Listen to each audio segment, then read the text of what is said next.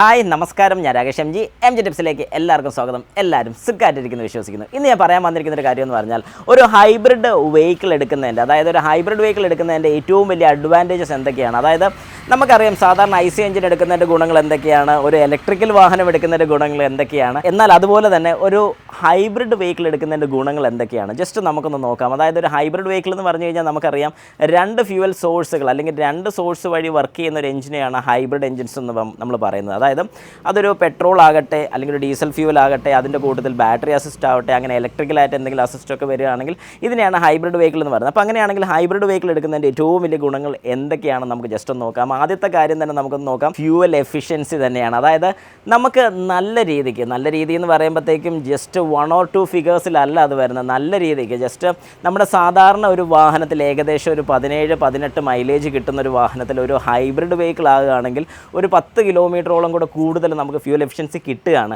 എങ്ങനെ കിട്ടുന്നു എന്ന് ചോദിച്ചു കഴിഞ്ഞാൽ, ഈ ഒരു വാഹനം ഓടുന്നത് ഫുള്ളായിട്ട് ഫ്യൂവലിലല്ല ഓടുന്നത്, അല്ലെങ്കിൽ ഒരു IC എഞ്ചിനിലല്ല ഓടുന്നത്.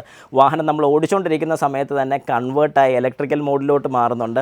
അത് എപ്പോഴാണോ കൂടുതൽ പവറിൻ്റെ ആവശ്യം വരുന്നത് അന്നേരം എഞ്ചിൻ സ്റ്റാർട്ട് ആകുന്നുണ്ട്. അതായത് നമ്മൾ പോലും അറിയാതെ, അല്ലെങ്കിൽ വാഹനം ഓടിക്കുന്ന ഒരു ഡ്രൈവർ പോലും അറിയാതെ, അല്ലെങ്കിൽ വാഹനത്തിൽ ഇരിക്കുന്ന ആരും അറിയാതെ വാഹനം തന്നെ ഇത് സ്വിച്ച് ചെയ്യുന്നുണ്ട്. അതായത് electrical to IC engine to electrical ഇങ്ങനെ മാറിക്കൊണ്ടിരിക്കും. അതായത് വാഹനം ഒരുപാട് തവണ ഓഫായി ബാറ്ററി കൺസ്യൂം ചെയ്ത് വർക്ക് ചെയ്യുന്നുണ്ട്.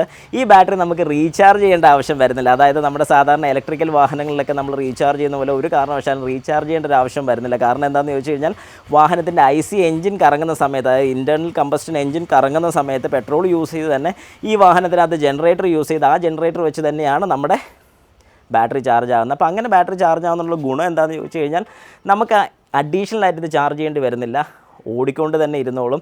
ഒറ്റ ഫുൾ ചാർജിൽ തന്നെ ഒരു ഗ്രാൻഡ് വിറ്റാറൊക്കെ നമുക്ക് നോക്കുകയാണെങ്കിൽ ഒരു ഫുൾ ടാങ്കിൽ തന്നെ നമുക്ക് ഏകദേശം ഒരു 1200+ കിലോമീറ്റേഴ്സ് നമുക്ക് ഓടിക്കാൻ സാധിക്കും. അവരുടെ പരസ്യം നിങ്ങൾക്കൊന്ന് കണ്ടു കഴിഞ്ഞാൽ തന്നെ അറിയാൻ സാധിക്കും. അത് ജെനുവിൻ അല്ലെന്ന് ഞാൻ ഒരിക്കലും പറയത്തില്ല. കാരണം എന്താണെന്ന് പറഞ്ഞാൽ, ഞാൻ ആ വാഹനം ഓടിച്ച് നോക്കിയൊരു വ്യക്തിയാണ്. അതുപോലെ നല്ല വാഹനമാണ്.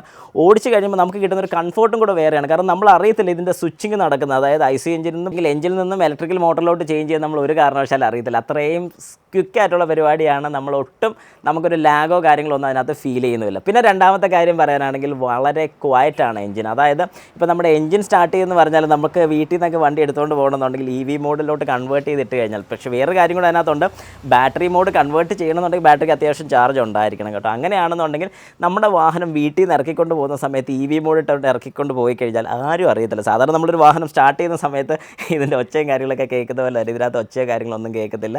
EV മോഡിൽ ഇട്ടുകൊണ്ട് നമുക്ക് വാഹനം ഇറക്കിക്കൊണ്ട് പോയി കഴിഞ്ഞാൽ ആരും അറിയത്തില്ല. പിന്നെ ഏകദേശം കുറച്ച് പേർക്കെങ്കിലും ഉള്ളൊരു തെറ്റിദ്ധാരണയാണ്, ഏകദേശം 40 കിലോമീറ്റർ സ്പീഡിൽ മാത്രമേ EV വർക്ക് ചെയ്യത്തുള്ളൂ, അല്ലെങ്കിൽ അതുവരെ വർക്ക് ചെയ്യത്തുള്ളൂ, അതിനുശേഷം പിന്നെ കിട്ടത്തില്ല. അത് വെറുതെ തെറ്റായ ധാരണയാണ്.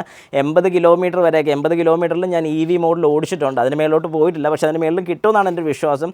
ഏതായാലും ഒരു 80 കിലോമീറ്ററോളം സുഖമായിട്ട് നിങ്ങൾക്ക് EV തന്നെ, അതായത് ഇലക്ട്രിക്കൽ മോഡിൽ തന്നെ ഓടിക്കാൻ സാധിക്കും. പക്ഷേ ബാറ്ററി കുറയുന്നതിനനുസരിച്ച് IC എഞ്ചിൻ സ്റ്റാർട്ട് ആകുന്നതായിരിക്കും. നോർമൽ ഒരു വാഹനത്തിന് അപേക്ഷിച്ച് മെയിൻ്റെനൻസ് കുറച്ച് കുറവായിരിക്കും. കാരണം എന്താണെന്ന് പറഞ്ഞു കഴിഞ്ഞാൽ, സാധാരണ ഒരു IC എഞ്ചിൻ ഓടുന്നതിൻ്റെ അത്രയും ഓട്ടം ഈ ഒരു എഞ്ചിന് വരുന്നില്ല. കാരണം കൂടുതലും ഇലക്ട്രിക്കലും കൂടെ കമ്പൈൻ ചെയ്ത് വരുന്നുള്ളതുകൊണ്ട് ഇങ്ങനൊരു ഗുണമുണ്ട്. പിന്നെ എന്താണെന്ന് പറഞ്ഞു കഴിഞ്ഞാൽ, ഇതിനകത്തൊരു ഗിയർ ബോക്സ് ടെക്നോളജി വരുന്നില്ല. കാരണം അതിലും ഒരു മോട്ടർ ഔട്ട്പുട്ടാണ് വരുന്നത്. അപ്പോൾ അങ്ങനെയൊക്കെ വരുന്ന സമയത്ത് എഞ്ചിന് കമ്പാരിറ്റീവ്ലി ലോഡ് വളരെ കുറച്ചേ വരുന്നുള്ളൂ. അതായത് ശരിക്കും പറഞ്ഞാൽ എഞ്ചിൻ കൊടുത്തിരിക്കുന്നത് എന്തിനാണെന്ന് ചോദിച്ചു കഴിഞ്ഞാൽ, സപ്പോർട്ട് ചെയ്യുക, അതിൻ്റെ കൂട്ടത്തിൽ ബാറ്ററി ചാർജ് ചെയ്യുക.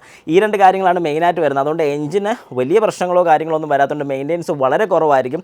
ഇനി നാലാമത്തെ കാര്യം കൂടെ പറഞ്ഞ് നമുക്കിതൊന്ന് അവസാനിപ്പിച്ചേക്കാം. അതായത് ഈ ഒരു വാഹനത്തിന് റീസെയിൽ വാല്യൂ EVയെ വെച്ച് നോക്കുന്ന സമയത്ത്, അതായത് ഇലക്ട്രിക്കൽ വാഹനത്തിനെ വെച്ച് നോക്കുമ്പോൾ കമ്പാരിറ്റീവ്ലി വളരെ കൂടുതലാണ്. കാരണം എന്താണെന്ന് പറഞ്ഞു കഴിഞ്ഞാൽ, ഇതിലൊരു IC എഞ്ചിനും കൂടെ വരുന്നതാണ് ഇതിൻ്റെ ഏറ്റവും വലിയൊരു അഡ്വാൻറ്റേജ് ആയിട്ട് നമുക്ക് പറയാൻ സാധിക്കുന്നത്. ഏതായാലും സംഗതി നല്ലൊരു പോയിൻ്റാണ്. അതായത് ഇതൊക്കെയാണ് ഇതിൻ്റെ അഡ്വാൻറ്റേജ്. പക്ഷേ നിങ്ങൾ എടുക്കുന്ന സമയത്ത് നിങ്ങളുടെ പർപ്പസും കൂടെ നോക്കിയതിന് ശേഷം, ഓട്ടോ ഉണ്ടെന്നുണ്ടെങ്കിൽ, ഞാനിപ്പോൾ ഈ പറഞ്ഞ പോലെ ഒരു ഇലക്ട്രിക്കൽ വാഹനം എടുക്കുകയാണെങ്കിലും ഓട്ടോ ഉണ്ടെങ്കിൽ ഏറ്റവും നല്ലതെന്ന് പറയുന്ന പോലെ ഹൈബ്രിഡ് വെഹിക്കിൾ എടുക്കുകയാണെങ്കിലും ഓട്ടോ ഉള്ള ആൾക്കാർ തന്നെ എടുക്കാൻ ശ്രമിക്കുക. ഓട്ടോ ഇല്ലാത്ത ആൾക്കാർ അല്ലെങ്കിൽ ഓട്ടം കുറവുള്ള വ്യക്തികൾ എടുക്കാതിരിക്കുന്നതാണ് ഏറ്റവും നല്ലതെന്ന് ഞാൻ റെക്കമെൻഡ് ചെയ്യുന്നു.